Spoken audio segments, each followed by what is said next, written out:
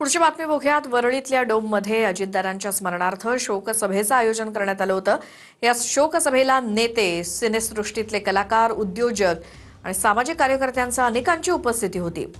यावेळी सर्वांनी आपल्या भावना व्यक्त करत दादांच्या आठवणींना उजाळा दिला.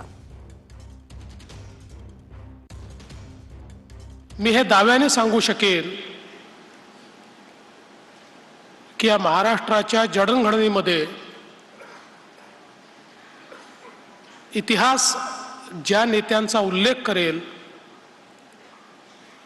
त्यातलं एक प्रमुख नाव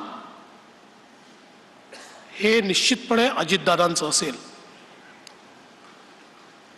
अजितदादांनी या महाराष्ट्रामध्ये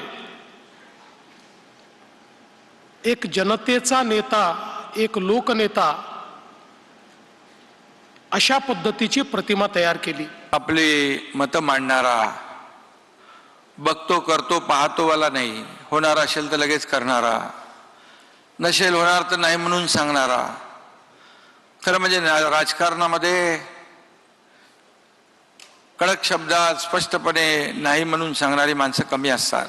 आणि या राज्याच्या विकासाचा ध्यास असणारा असा मोठ्या मनाचा नेता आज सगळ्यांच्याच मनाला चटका लावून गेलाय.